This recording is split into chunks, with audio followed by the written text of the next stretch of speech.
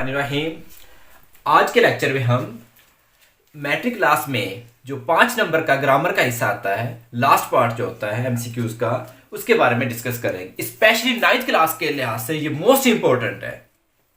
तो चलिए हम देखते हैं। सबसे पहले जिन अल्फाज के आखिर पर सेल्फ आ जाए उन्हें क्या कहते हैं? रिफ्लेक्सिव प्रोनाउन कहते हैं। मतलब एक सेंटेंस दिया गया होगा और अंडरलाइन होगा your self, them self, it self, my self, तो हम क्या समझेंगे? नीचे 4 ऑप्शन दिए होंगे। ये क्या है? इंट्रोगेटिव प्रोनाउन है, रिलेटिव प्रोनाउन है, या ये रिफ्लेक्सिव प्रोनाउन है। तो हम क्या लगाएंगे? Reflexive pronoun. क्यों? क्योंकि हमें ये वाले अल्फाज बता रहे हैं कि अगर ये वाले अल्फाज आ जाए तो हम उसको क्या समझेंगे? वो क्या है? रिफ्लेक्सिव प्रोनाउन है। इसी तरह से सेकंड वन, अगर टू के बाद फर्स्ट फॉर्म आ जाए उसे इन्फिनिटिव कहते हैं। सेंटेंस दिया गया होगा, टू के बाद फर्स्ट फॉर्म दी गई होगी, जैसा कि एग्जांपल ले लें, टू गो, तो अंडरलाइन किया होगा तो हम क्या समझेंगे? वो इन्फिनिटिव है। याद रखिएगा कि अगर फर्स्ट फॉर्म भी आ जाए तो वो भी इन्फिनिटिव होती है, टू के बगैर भी। इसके अलावा अगर WH फैमिली यानी what, when, who, why, which, इन्हें WH फैमिली कहते हैं। अगर ये अल्फाज शुरू में आते हैं तो हम इसको क्या समझेंगे? इंट्रोगेटिव प्रोनाउन है। तो ये क्या होंगे? Interrogative pronoun. अगर ये क्या हो? अगर ये सेंटेंस के शुरू में आ जाए। वेयर आर यू गोइंग, तो वेयर के नीचे अंडरलाइन होगा, तो हम क्या समझेंगे? ये कौन सा है? ये इंट्रोगेटिव प्रोनाउन है, यानी इंटेरोगेटिव प्रोनाउन है। अगर यही अल्फाज, यही WH family, what, when, who, why, which, ये अगर फिक्रे के दरमियान में आ जाते हैं तो उसको वो अंडरलाइन होगा, तो हम क्या समझेंगे? वो क्या है? Relative pronoun. अगर वो क्या आ जाए? WH फैमिली दरमियान में आ जाए तो उसको हम क्या समझेंगे? रिलेटिव प्रोनाउन है। इसी तरह से फोर्थ वन इज, अगर फर्स्ट फॉर्म प्लस ING, यानी कि हम इसको चौथी फॉर्म भी कह देते हैं। अगर फर्स्ट फॉर्म के साथ ING आ जाए तो उसको क्या कहते हैं? जेरिन कहते हैं। मिसाल के तौर पर जैसा कि पेंटिंग इज माई हॉबी, अब इसमें पेंटिंग आ गया है तो ये क्या है? जेरिन वर्ब।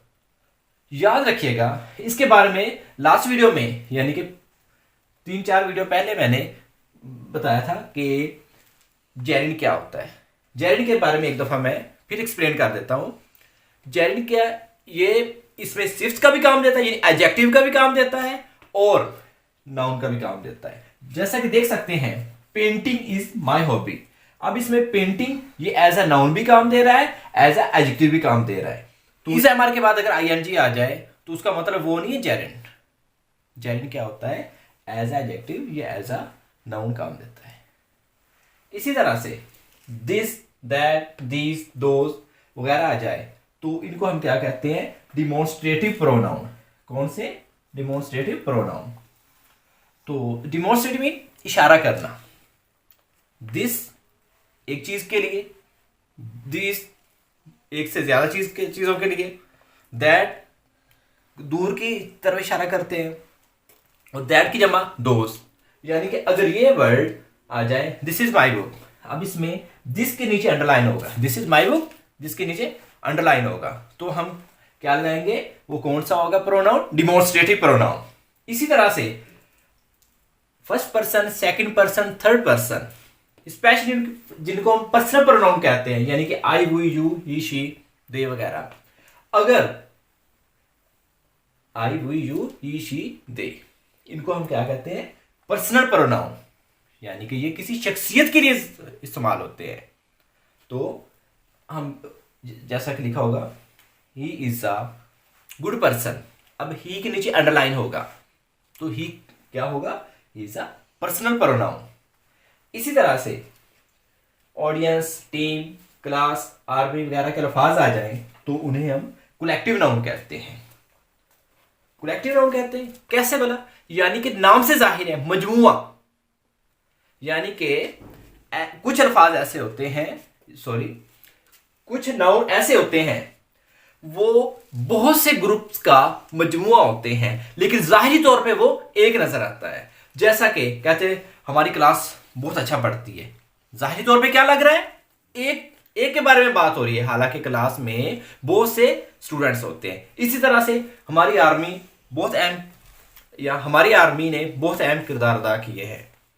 तो इसमें आर्मी आर्मी एक लगता है कि आर्मी एक चीज है, नहीं, आर्मी बहुत से सोल्जर्स का मजमुआ है, बहुत से अफराद का मजमुआ है। तो यानी कि ये क्या हो गया, ऑडियंस का अक्सर वर्ड आ जाता है, तो ये क्या हुआ, ये कलेक्टिव नाउन है। इसी तरह से और भी बहुत से हैं, जैसे कि अब्स्ट्रैक्ट नाउन। अब्स्ट्रैक्ट नाउन कौन से होते हैं, जिनके बारे में हम फील कर सकते हैं, उनको टच नहीं कर सकते, वो कौन से, अब्स्ट्रैक्ट नाउन। इसी तरह से उसका ऑपोजिट कंक्रीट नाउन है।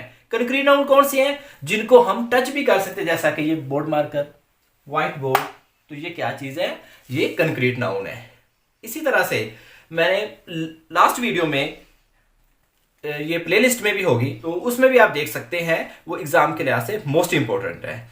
और इसी तरह से इंडेफिनेट प्रोनाउन मोस्ट इंपॉर्टेंट है। सम या एनी के अल्फाज आ जाए तो हम क्या समझेंगे, ये क्या होगा, इंडेफिनेट प्रोनाउन। SOM सम या एनी आ जाए तो हम क्या समझेंगे, ये इंडेफिनेट प्रोनाउन है। तो इसी तरह से और भी बहुत से इनकी टाइप्स हैं। तो टाइप्स ऑफ प्रोनाउन और टाइप्स ऑफ नाउन को जरूर देखिएगा। तब तक के लिए अल्लाह हाफिज, टेक केयर।